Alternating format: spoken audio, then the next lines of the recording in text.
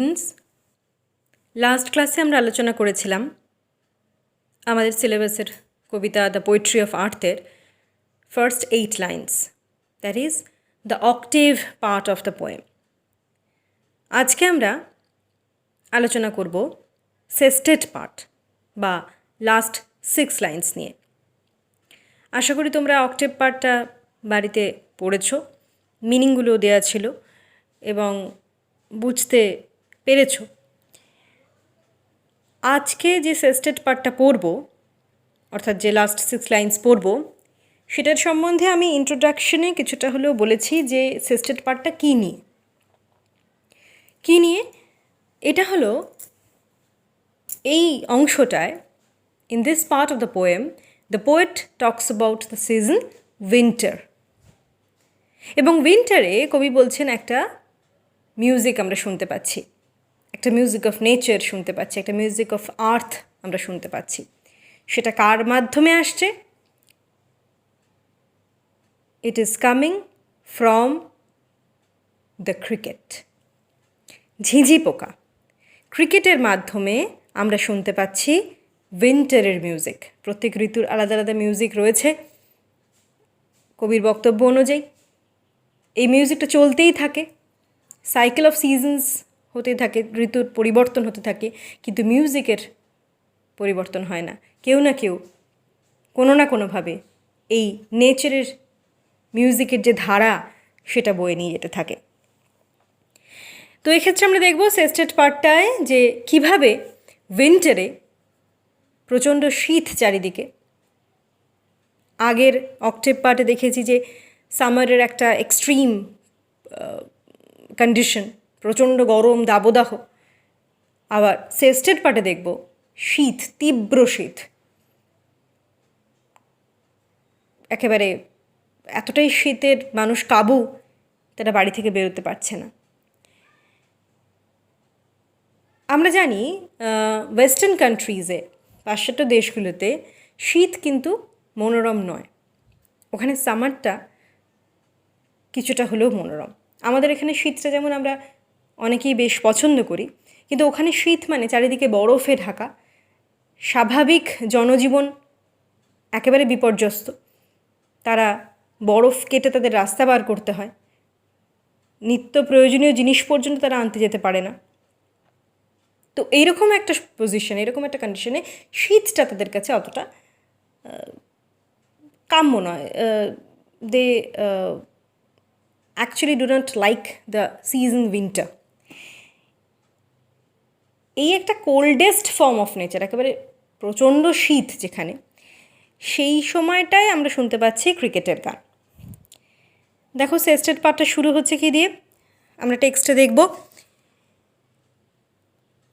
The poetry of earth is ceasing never, same idea. We find this idea in the first line of the poem. The same idea repeats here. শুধু কয়েকটা শব্দের পরিবর্তন, কয়েকটাও বলবো না, দু একটা এরকম। তাহলে the poetry of earth is ceasing never. Cease করা মানে স্টপ, বন্ধ করা। নেভার, কবি বলছেন এই পৃথিবীর গান কোনো দিন বন্ধ হবে না। এর আগে আমরা পেয়েছি কোন কথাটা? ডেড, একই মিনিং। ফার্স্ট লাইনে পেয়েছি যে এই পৃথিবীর গান কোনো দিন মারা যাবে না। এখানে বলছে এই পৃথিবীর গান কোনো দিন বন্ধ হবে না। ওখানে ছিল ডেড, এখানে ছিল সিজ। তাহলে the poetry of earth is ceasing never, এটা কোনো দিন বন্ধ হবে না। On a loan winter evening, loan অর্থাৎ অ্যালোন, নির্জন, একাকী। উইন্টার ইভিনিং, শীতের সন্ধ্যাবেলাটা ওয়েস্টার্ন কান্ট্রিতে একেবারেই রাস্তাঘাট জনশূন্য,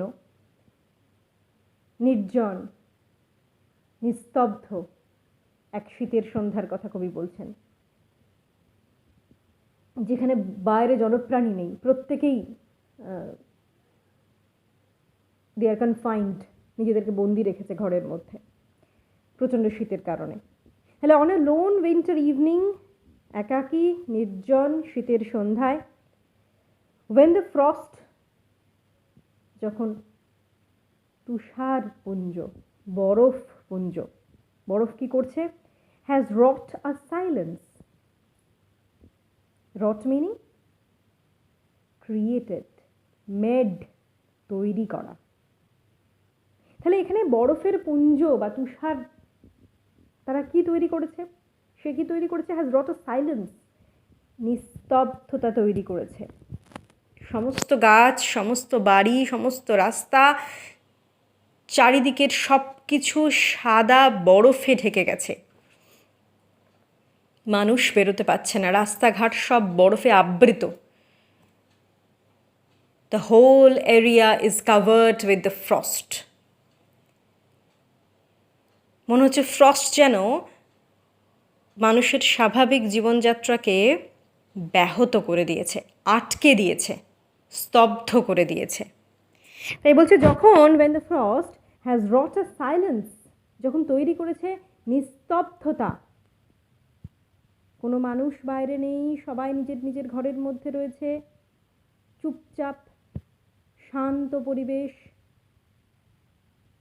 কোনো দিকে কোনো কোলাহল নেই, একটা অদ্ভুত নির্জনতা। ফ্রম দ্য স্টোভ, এই স্টোভটা কিন্তু কোনো উনুন নয়, এই স্টোভটা ইটস আ ফায়ার প্লেস। সাধারণত ওয়েস্টার্ন কান্ট্রি দেখে থাকি আমরা প্রচণ্ড শীতের কারণে তারা বাড়িতে বসেই তাপ নেবার, নিজেদেরকে একটু গরম রাখার জন্য কিছু ব্যবস্থা করে। সেই ব্যবস্থাটা কি? বাড়ির একটা জায়গায়, ঘরের একটা জায়গায় তারা কাঠ দিয়ে, কেরোসিন দিয়ে তারা কি করে? আগুন জ্বালানোর ব্যবস্থা করে। সেই আগুনের চারপাশে তারা বসে থাকে নিজেদেরকে কিছুটা হলেও গরম রাখার জন্য। এই জায়গাটাকে, this place is called fire place. This is very popular in the western countries. তো এই ফায়ার প্লেসে দেখা যাচ্ছে, ফায়ার প্লেসের পাশ থেকে, কাছের থেকে, from the stove, there shrills. shrills meaning তীক্ষ্ণ স্বর, একটা তীক্ষ্ণ আওয়াজ শোনা যাচ্ছে। দেয়ার shrills, দ্য ক্রিকেটস সং। তাহলে এই ফায়ার প্লেসের পাশ থেকে একটা তীক্ষ্ণ আওয়াজ আসছে। সে আওয়াজটা কার? ঝিঁঝি পোকার আওয়াজ, ঝিঁঝি পোকার গান শোনা যাচ্ছে। The crickets song. In warmth increasing ever, উষ্ণতা সেটা ইনক্রিজিং এভার। ইনক্রিজিং এভার মানে ধীরে ধীরে বাড়ছে, ক্রমবর্ধমান। এই উষ্ণতাটা কী করে তৈরি হচ্ছে? One reason is the fireplace, the stove. আর একটা রিজন হলো the song of the cricket. এখানে the warmth coming from the stove, যেটা আসছে, যে উষ্ণতাটা স্টোভের মাধ্যমে আসছে, ফায়ার প্লেসের মাধ্যমে আসছে, সেটা সামহাও মিঙ্গলস বা মিশে যাচ্ছে with the warm tones of the cricket. এই যে ঝিঁঝি পোকার ডাকটা, সেটাও উষ্ণ লাগছে। অ্যাজ ইফ এই ফায়ার প্লেসের পাশে বসে ঝিঁঝি পোকা নিজেকে উষ্ণ করছে, সেও তাপটা উপভোগ করছে, এবং তার গলা থেকে যে গান বেরিয়ে আসছে, যে মিউজিক বেরিয়ে আসছে, সেই গানটাও উষ্ণতা ছড়িয়ে দিচ্ছে। এই যে ক্রিকেট, এই যে ঝিঁঝি পোকা, এ কী করছে? অ্যাকচুয়ালি এই শীতের মধ্যেও, প্রচণ্ড শীতের মধ্যেও মানুষকে এন্টারটেন করতে চাইছে, মানুষকে আনন্দ দিতে চাইছে। এবং এই আনন্দ দেওয়ার জন্য সে কী করছে? নিজেকেও সুস্থ রাখছে। নিজেকে সুস্থ রাখছে মানে সে নিজেও উষ্ণতাটা উপভোগ করছে। সে কী করছে? সে স্টোভের পাশে বসে আছে কিন্তু, কারণ সে যদি নিজে উষ্ণতা না পায়, সে গান গাইবে কী করে? সুতরাং নিজে উষ্ণ থাকার জন্য সে রয়েছে একটা স্টোভের পাশে, ফায়ার প্লেসের পাশে, এবং সেখানে বসে বসে সে গান গাইছে। তাহলে উষ্ণতাটা আসছে স্টোভের থেকে, ফায়ার প্লেসের আগুনের থেকে অবশ্যই। তার সাথে এই ঝিঁঝি পোকার ডাকটাও মনে হচ্ছে, গানটাও মনে হচ্ছে উষ্ণ। তাহলে ফায়ার প্লেসের উষ্ণতা এবং ঝিঝি পোকার গানের উষ্ণতা, এই দুই উষ্ণতা ধীরে ধীরে মিলে যাচ্ছে এবং আস্তে আস্তে ঘরের উষ্ণতা বাড়ছে। ইন ওয়ার্মথ ইনক্রিজিং এভার, ধীরে ধীরে উষ্ণতা বাড়ছে, ক্রমবর্ধমান উষ্ণতা। তো ঘরটা যে গরম হচ্ছে, আস্তে আস্তে যে উষ্ণ হয়ে যাচ্ছে, সেখানে কি বলছে দেখো, অ্যান্ড সিমস টু ওয়ান, একজন রয়েছে, একজন ব্যক্তি, ইন ড্রাউজিনেস হাফ লস্ট।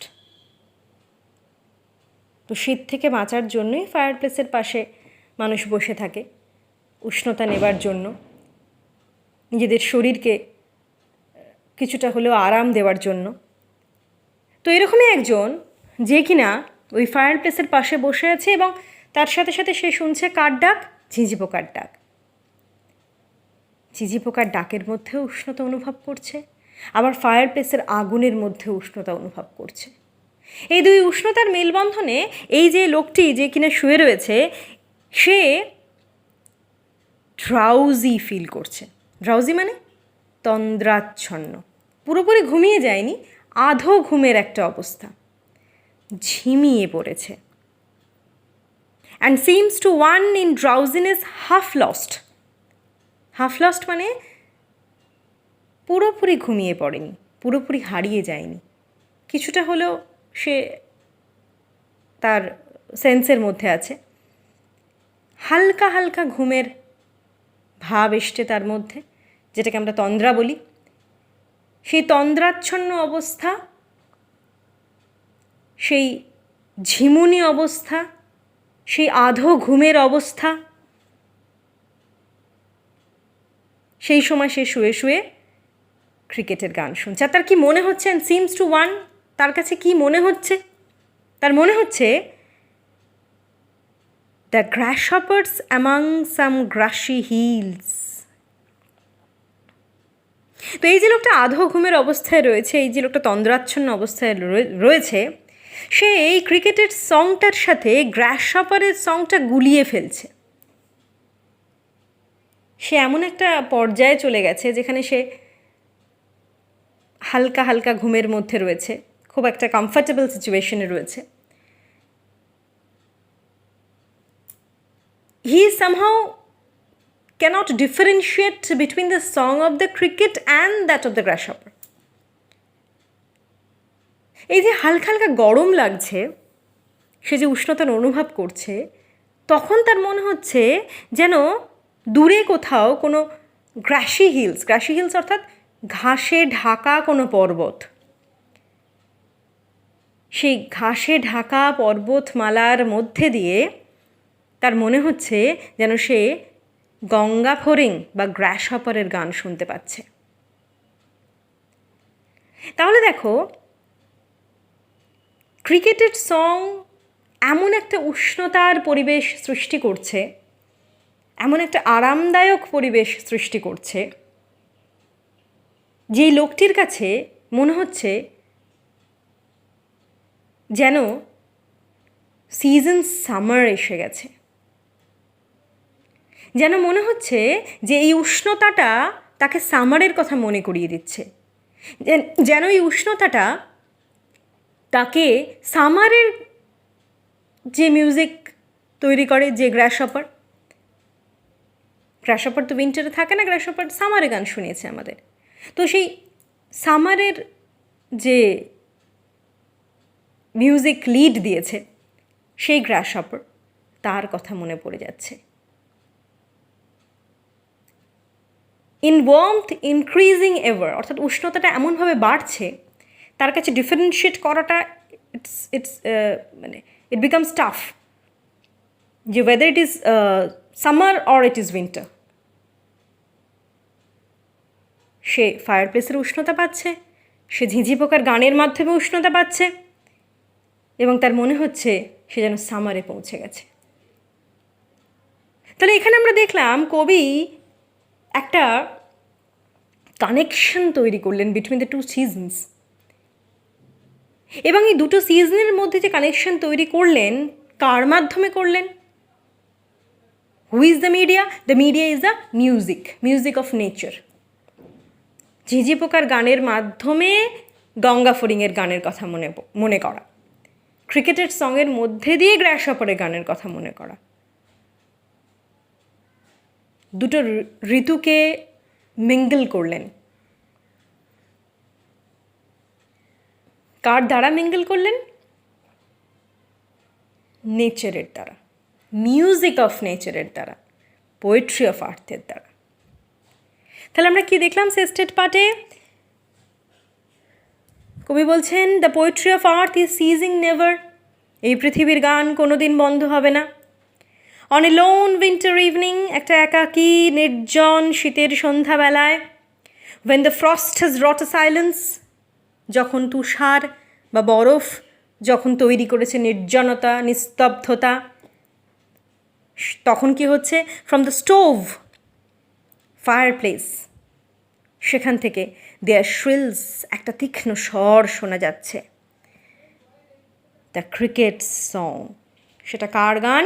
সেটা ঝিঁঝি পোকার গান।